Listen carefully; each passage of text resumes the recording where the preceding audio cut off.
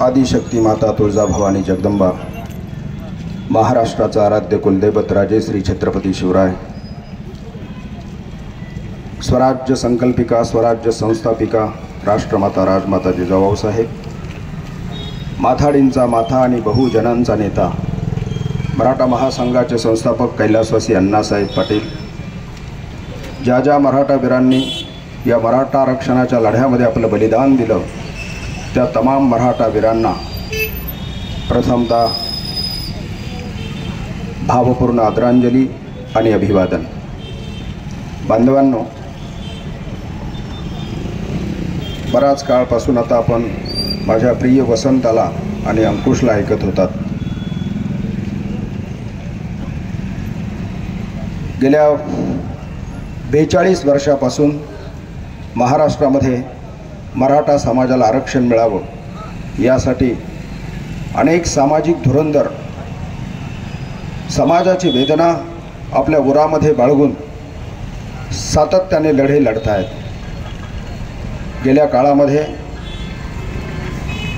या ठिकाणी या आंदोलनाच्या निमित्तानं मनोज भाऊ जरांगे पाटलांना त्यांच्या उपोषणाला आंदोलनाला ताकद मिळावी म्हणून आंबेगाव तालुक्यात सुद्धा काही उपोषणं रांगली। या मंचर शहरामध्ये आपण आंबेगाव तालुका स्तरीय उपोषणाचा प्रारंभ केला। या उपोषणाचा प्रारंभ करत असताना आज या ठिकाणी आरंभलेलं हे उपोषण त्याचा 9वा दिवस आहे आणि तुमचंच एक लेकरू, आमचं एक भावंड, या मंचर शहराचे सरपंच राहिलेले, अत्यंत उत्तम अशी कारकीर्द केलेले, शिवसेना पक्षाचा तालुका प्रमुख या पदावरती काम करत असलेले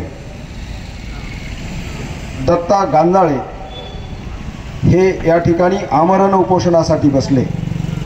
मी त्यांना सुचवलं की आपण प्रथमतः पक्षपदाचा राजीनामा द्या आणि मग या ठिकाणी आपण मराठा म्हणून उपोषणाला बसा।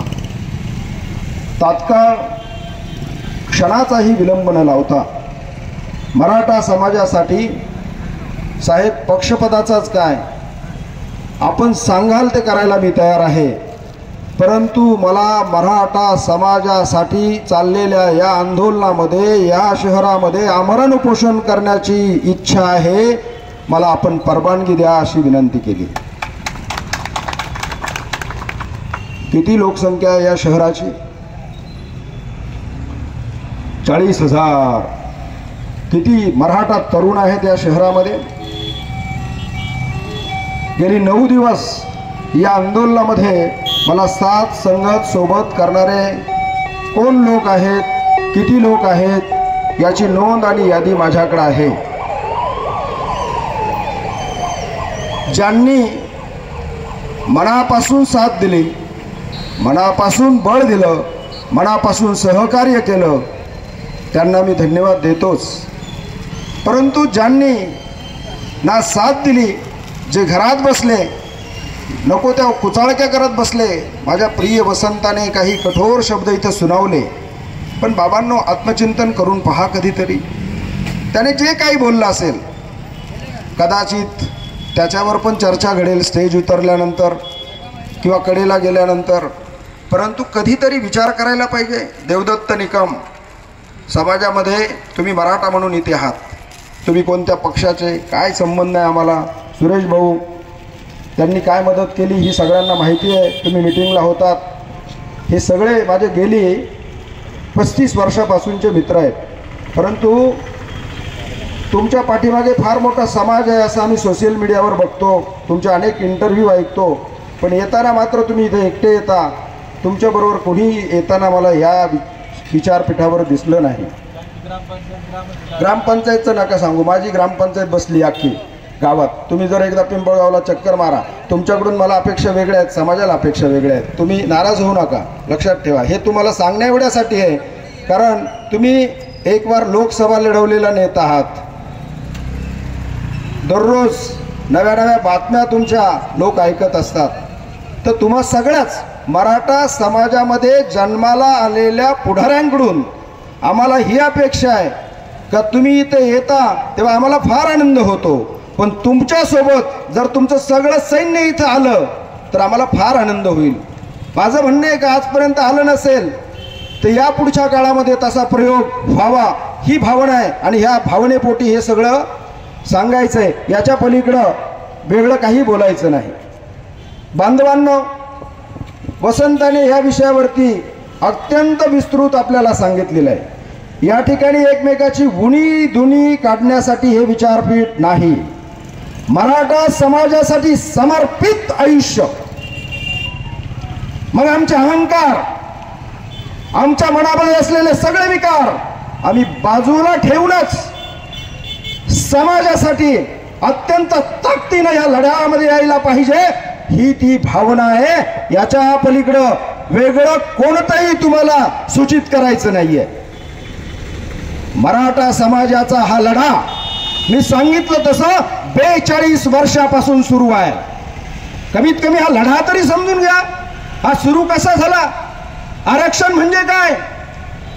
आरक्षण माझ्या समाजाला का हवं? अरे समतेच्या प्रवाहात जर माझ्या समाजाला आणायचं असेल आणि मानवतेचं पवित्र मंगल गाणं जर ह्या समाजाने म्हणावं असं वाटत असेल तर मराठा समाजाला समतेच्या प्रवाहात आणण्यासाठी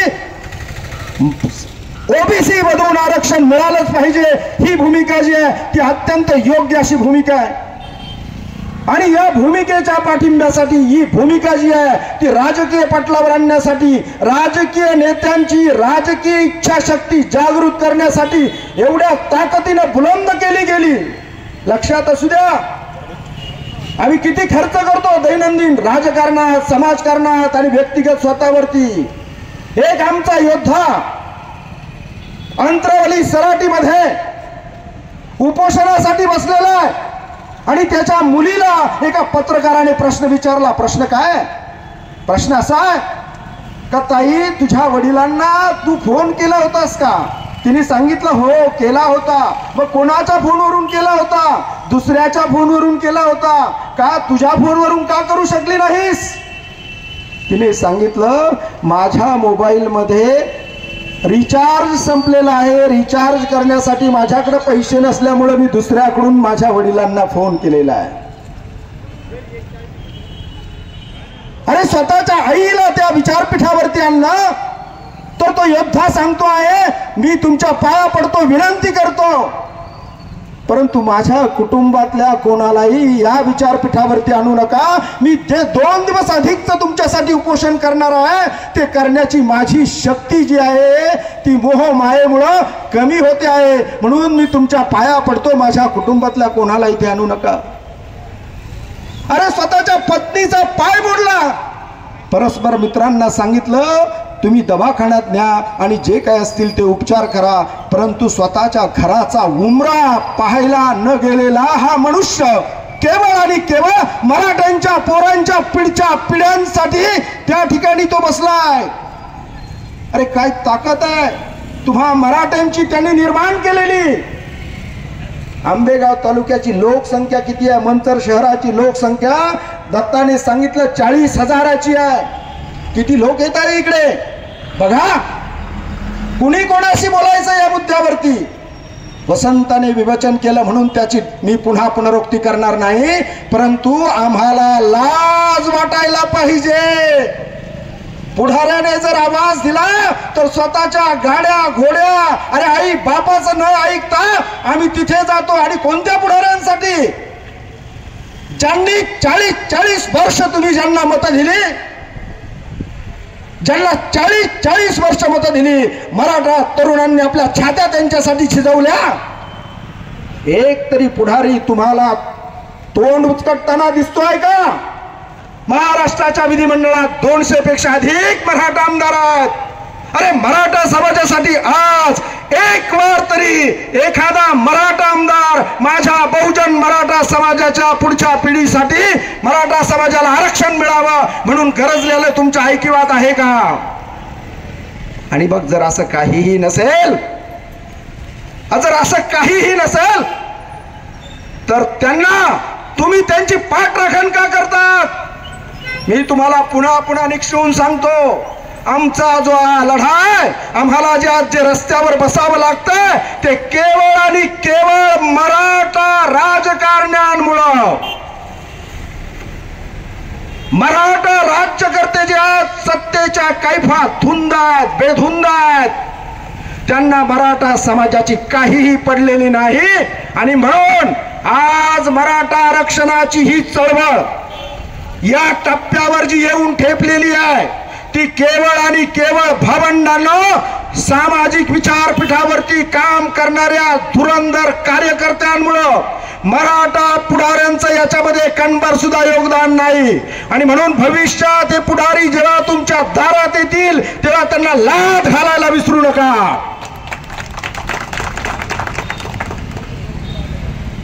हे तुम्हाला अत्यंत कठोरपणे सांगण्याची गरज मला वाटते आहे. बांधवांना, ओबीसी मधून आपण आरक्षण मागतो का, मागू शकतो का, या मुद्द्यावर तुमचं थोडंसं प्रबोधन करण्याची मला गरज वाटते. इंग्रजांच्या राजवटीमध्ये 1931 साली जातवार जनगणना झाली. 1937 मध्ये इंटरमिडिएट क्लास म्हणून मराठा समाज जो आहे तो त्या यादीमध्ये घातला गेला. 1931 ची जी काही जनगणना आहे ती जनगणना पुढे आजपर्यंत धरली गेली. 55 साली कालेलकर आयोगाला नेहरूंनी वेटो वापरला, त्यामध्ये मराठा समाज जो आहे हा मराठा समाज त्या यादीमध्ये ओबीसी मध्ये होता. 62 साली देशमुख समिती नेमण्यात आली. देशमुख समितीने रिपोर्ट दिला. 67 साली माळी समाज, तेली समाज आणि मराठा समाज यांना ओबीसीच्या यादीत घातलं. आणि तात्काळ 1 वर्षामध्ये माळी समाज आणि तेली समाज जो आहे त्या यादीमध्ये तसाच ठेवला, मात्र मराठा समाजावर फुली मारण्यात आली. मराठा समाज त्या यादीतून बाहेर काढण्यात आला. मला सांगा, माळी समाज आणि मराठा समाजामध्ये कोणता फरक आहे? माळी समाज आणि मराठा समाजामध्ये कोणता फरक आहे? दोन्ही समाज शेतीवरती अवलंबून आहेत. माळी समाजाचं अर्थकारण, समाजकारण, राजकारण मराठा समाजापेक्षा कोणतं कमी आहे? असं असतानाही आमच्या नादान पुढाऱ्यांनी तिकडे दुर्लक्ष केलं आणि 68 साली मराठा समाज जो त्यातून काढला गेला. 78 साली खासदार BP मंडल यांच्या अध्यक्षतेखाली मंडल कमिशन नेमण्यात आला. 80 साली त्याचा रिपोर्ट आला. 89-90 साली VP सिंग सरकार असताना तो इम्प्लिमेंट करण्यात आला. आता हा इम्प्लिमेंट करत असताना ज्याची लोकसंख्या जेवढी त्याच्या निम्म आरक्षण त्याला देता येईल अशा प्रकारचा निकष तिकडे लावण्यात आला. बांधवांनो, या यादीमध्ये कुणबी घेतला गेला आणि मराठा वगळला गेला. मला आपल्याला सांगायचं आहे, याच वेळेला हे 14% आरक्षण जे आहे ते ओबीसी समाजाला देण्यात आलं. हे आरक्षण 89 ते 94 पर्यंत आम्ही एन्जॉय केलं. आणि तेवी बघा, हे 14% SC ST ला दिलेलं संविधानात्मक आरक्षण 20%, असं एकूण झालं किती? 34%. 50 वजा 34 उरलं किती? 16%. हे 16% मराठा समाजाच्या वाट्याचं आरक्षण काढून त्यावेळेचा जाणता राजा कोण मुख्यमंत्री होता शोधा. 23 मार्च 94 रोजी एक साधा GR काढून हे मराठ्यांच्या वाट्याचं 16% आरक्षण जे आहे ते पुन्हा ओबीसी समाजाची संख्या फुगवून दाखवून ओबीसींना देण्यात आलं आणि ओबीसींचं आरक्षण 30% करण्यात आलं. बांधवांनो, मराठा समाजाला आरक्षण द्यायचं असेल तर आयोग नेमावा लागतो, त्याचा इम्पिरिकल डाटा गोळा करावा लागतो, त्याच्यासाठी रिपोर्ट तयार करावे लागतात, ते विधिमंडळाच्या पटलावर आढावे लागतात, संसदेच्या पटलावर आढावे लागतात आणि मग कारवाई सुरू होते. 23 मार्च 94 रोजी जे 16% आरक्षण, महाराष्ट्राचे मुख्यमंत्री कोण होते तुम्ही शोधा. त्यांनी 16% मराठ्यांच्या वाट्याचं आरक्षण जे आहे ते ओबीसींना दिलं आणि मराठ्यांचा इथंच घात झाला. बांधवांनो, पुन्हा पुन्हा मला तुम्हाला सांगायचंय, पुढे हे आरक्षणाची ही जी लढाई आहे 2014 नंतर कोपर्डीच्या बहिणीच्या आमच्या दुर्दशेनंतर पुन्हा मराठा समाजामध्ये एक चेतना आली. लाखोंचे मोर्चे निघाले. 25-25 लाखांचा जमाव जो आहे तो जिल्ह्याच्या ठिकाणी गेला. आणि प्रक्रिया सुरू झाली. एक पॅकेज म्हणून एक आरक्षण घोषित करण्यात आलं SC-BC सारखं, आणि मग ते हायकोर्टात टिकलं, सुप्रीम कोर्टात फेटाळलं गेलं आणि त्याच्या पुढे रिव्ह्यू पिटिशन मध्ये उडालं आणि आता क्युरेटिव्ह पिटिशन मध्ये ते आहे आणि त्याच्यावर आपण फोकस करूया असं पुनश्च आता सरकारने 15 दिवसापूर्वी 15 दिवस सुद्धा झाले नाही क्युरेटिव्ह पिटिशन दाखल केलेला. कारण एक खाजगी क्युरेटिव्ह पिटिशन फाईल होतं म्हणून ते कमीत कमी सुप्रीम कोर्टमध्ये तेवढं तरी आहे. बांधवांनो, या सगळ्या लढ्यामध्ये मनोज दादा जरांगे पाटील जे आहेत ते 29 ऑगस्टला अंतरावली सराटीमध्ये बसले. 1 ऑगस्टला काही कारण नसताना त्या ठिकाणी कोणाच्या आदेशावरून हल्ला झाला मला माहित नाही, निष्पाप लोकांना मारण्यात आलं, अश्रुधुराची नळकांडी फोडण्यात आली, छर्रे त्यांच्या अंगावरती मारण्यात आले आणि बेधुंद असा तो गोळीबार आणि तो लाठी हल्ला झाला. आपण पुऱ्या महाराष्ट्राने 1 तारखेला या मंचरच्या श्री छत्रपती शिवाजी महाराज चौकामध्ये आपण निषेध केला. 6 तारखेला पुन्हा आपण आंबेगाव तालुका बंद ठेवला आणि पुन्हा दुसरा टप्पा आंदोलनाचा सुरू झाला. या टप्प्यामध्ये काल सरकारशी झालेल्या तडजोडीनुसार मनोज दादा जरांगे पाटील यांनी जे आमरण उपोषण जे होतं ते सोडलेलं आहे. बांधवांनो आणि भावंडांनो, आपल्या नेत्याने जे काही निर्णय घेतलेले आहेत ते अत्यंत योग्य आहेत. कारण मराठे नेहमी युद्ध जिंकतात आणि तहात हारतात. पण आमचा असा नेता आमच्या वाट्याला आलाय की ज्याने युद्ध जिंकण्याची सुद्धा मनीषा बाळगलेली आहेच आहे आणि तहा सुद्धा अत्यंत उत्तम पद्धतीचा केलेला आहे. म्हणून बाहेर वेगळं बोललं जाईल, नेतृत्वाबद्दल किंवा घेतलेल्या निर्णयाबद्दल संभ्रम पेरले जातील, त्याला बळी पडू नका.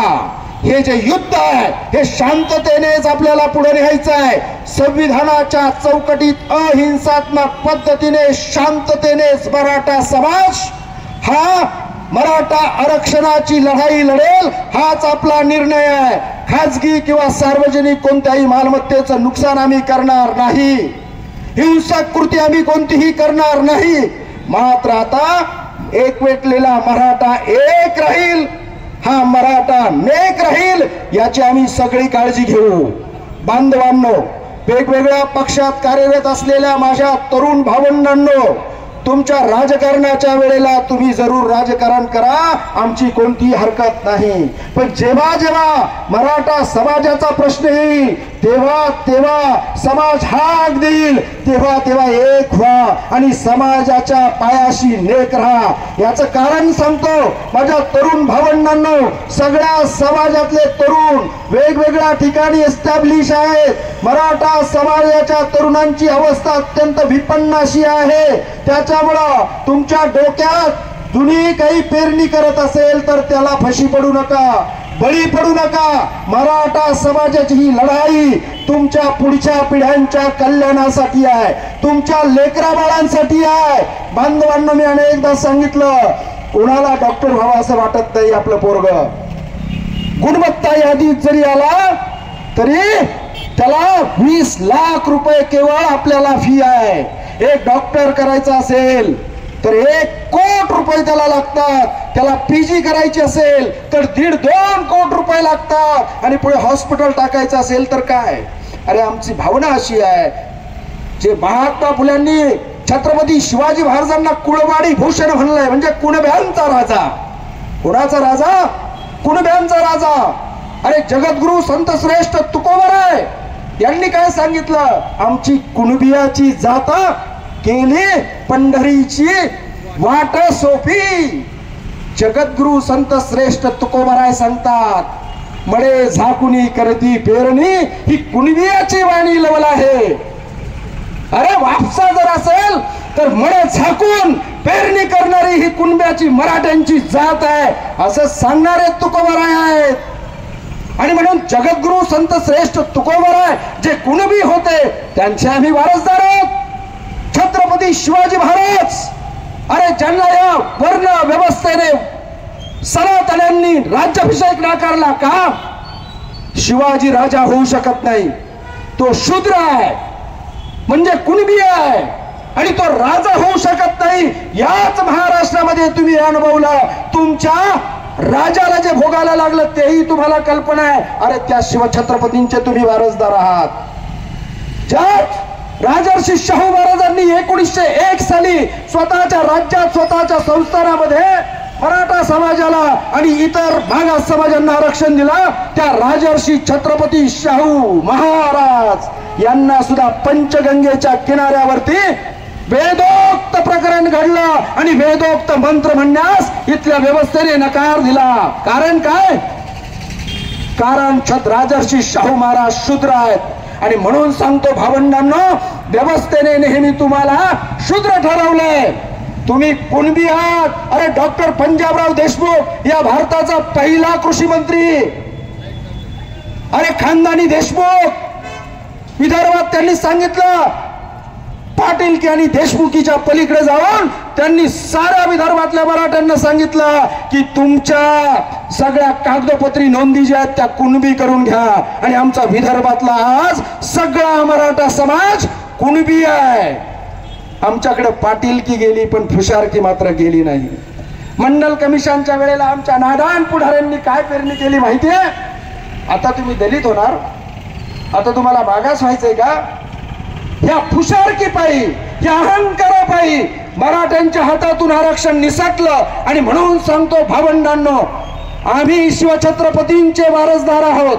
छत्रपती शिवाजी महाराजांनी 18 पगडांचं स्वराज्य निर्माण केलं. साऱ्या जमाती, साऱ्या जाती जमातींना बरोबर घेऊन हिंदवी स्वराज्याची स्थापना केली.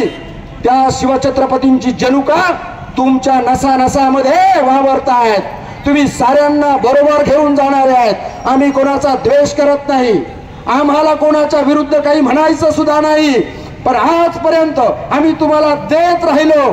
एक बार मराठा समाज आपला हक्क मागतो आहे, मात्र त्यावेळेला तुमची जी मानसिकता आहे ती आम्ही बघतो. आणि म्हणून भावंडांनो, ही जी लढाई आहे ही लढाई मोठी विस्तृत आहे. मराठा महाराष्ट्रातला आता एक झालाय, त्याला त्याचे हक्क अधिकार कळू लागलेले आहेत. पुढाऱ्यांना किंवा समाजद्रोह्यांच्या कोणत्याही विषारी प्रचाराला बळी पडू नका. 2 महिने सरकारला आपण दिलेले आहेत. आज या ठिकाणी हे जे आंदोलन आहे, हे उपोषण जे आहे, आज आपल्या सगळ्यांच्या साक्षीनं मंचरच्या सरपंचांनी आरंभलेलं, एक लक्षात घ्या, एक दिवस तुम्ही उपाशी राहू शकत नाही. 2 दिवस उपाशी राहिल्यानंतर तुम्ही मला येऊन सांगा काय खावं वाटतं, कसं वाटतं. एक तुमचं भावंड या ठिकाणी उपोषणाला बसलाय, त्याला लाख लाख धन्यवाद आपण देऊयात. मी महाळुंगे या ठिकाणाहून आलो. प्रत्येक गावात, अनेक गावांमध्ये मी सभा घेतल्या गेल्या 10 दिवसामध्ये. रात्री महाळुंगे गावामध्ये सभा झाली. आज सकाळी मी महाळुंगे गावात होतो. त्या ठिकाणी बाबाजी चासकर नावाचं आपलं एक भावंड, त्याचाही 6वा दिवस होता. त्याचंही उपोषण त्या ठिकाणी आज आपण समाप्त केलेलं आहे. आज तुमच्या सगळ्यांच्या साक्षीनं मंचरचे सरपंच दत्ता गांजाडे यांचं उपोषण या ठिकाणी आपण सोडणार आहोत. पण भविष्यातली लढाई समजून घ्या. भविष्यात समाज जेव्हा जेव्हा तुम्हाला हाक देईल तेव्हा तेव्हा एक व्हा. कोणी जर या ठिकाणी तुम्हाला जर बोललेलं काही दुखावलं असाल तर हा अहंकार बाजूला ठेवा. आपण सगळे एक आहोत. केवळ आणि केवळ समाजाची मजबूत अशी मूठ व्हावी म्हणून या ठिकाणी एखाद दुसरा शब्द जो आहे तो वापरला गेला असेल, पण तो केवळ आणि केवळ त्याचा हेतू जो आहे तो अत्यंत निर्लेप आहे. समाजाच्या भल्यासाठी, समाजाच्या उत्थानासाठीच केवळ हे सारं बोलणं आहे. म्हणून हे समजावून घ्या. कारण आम्हाला बाकीच्यांनी किती घाव घातले तरी चालतात, पण आम्ही एकमेकाला बोललेलं चालत नाही. तर हे बाजूला ठेवा, ही माझी भावना आहे. आणि या ठिकाणी आज हे उपोषण सोडल्यानंतर तालुक्यामध्ये ज्यांना कुणाला साखळी उपोषण करायचं असेल त्यांनी आपापल्या गावात जरूर करावं. पण ते शांततेच्या मार्गाने, संविधानाच्या चौकटीत राहून अहिंसात्मक मार्गाने. या ठिकाणचं मात्र तालुकास्तरीय जे काही आपण उपोषण या ठिकाणी आरंभलेलं होतं, आजच्या दिनी आपण या ठिकाणी ते समाप्त करणार आहोत अशी मी या ठिकाणी घोषणा करतो. या आंदोलनाच्या निमित्तानं मला हेही सांगायचंय, ज्या ज्या सवंगड्यांनी मला यासाठी बळ दिलं सातत्याने. हे बघा, हा जगन्नाथाचा रथ आहे. सुनील बांगर कोण नाही.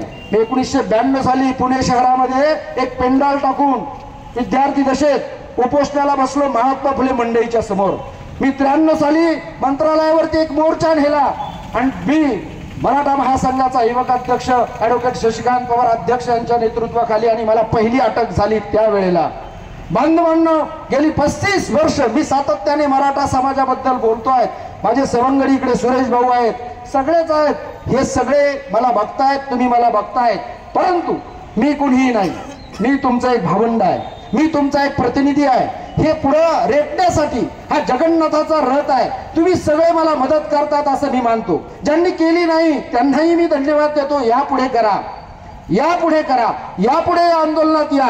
केवळ फोटो काढण्यासाठी आणि पेपरला नाव देण्यासाठी येऊ नका. तुमचे भरपूर, तुम्ही वर्तमानपत्रवाल्याला किंवा आमच्या मित्रांना जर भेटले तर तुमच्या वाटेल ते बातम्या देतील. परंतु हे जे आंदोलन आहे, हे आंदोलन तुमचं सगळ्यांचं आहे. सामान्यांना पुढे येऊ द्या, सामान्यांना पुढे येऊ द्या, त्यांना बळ द्या, त्यांच्या हातात शक्ती भरा. भावना अशी आहे, त्यांच्या हातात शक्ती भरा, सगळे एक व्हा.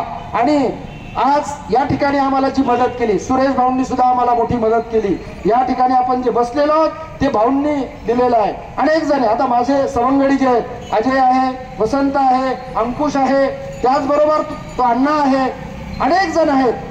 अनेक कोणाकोणाचे आभार मानावेत. एखादं नाव सुटलं तर त्याला असं वाटेल की साहेब माझं नाव तुम्ही घेतलं नाही. माझ्या महिला भगिनी आहेत, सातत्याने आंदोलनात असतात.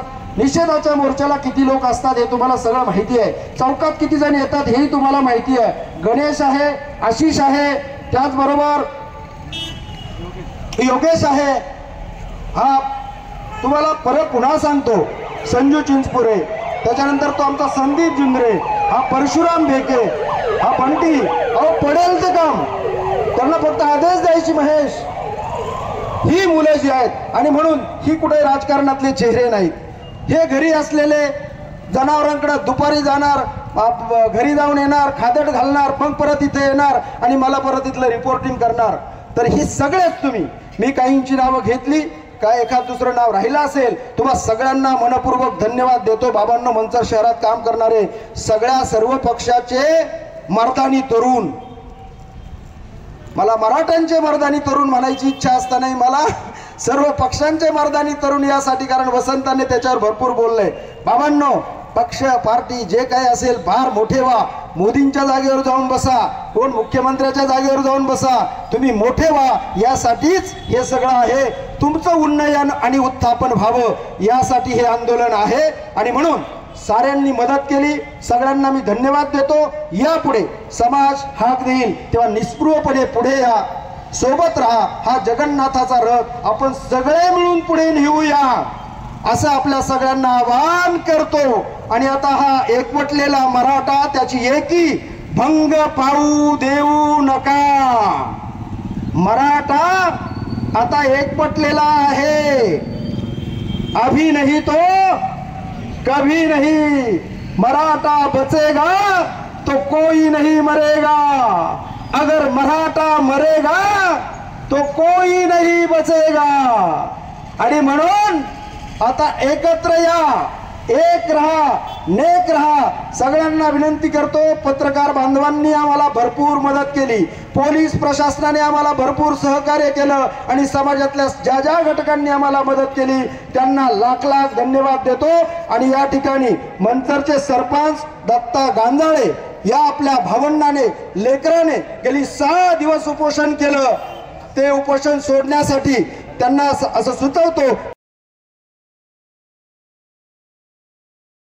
फेसबुकला आमचे पेज लाईक करा आणि आमच्या यूट्यूब चॅनेल सबस्क्राईब करा. वास्तव मराठी.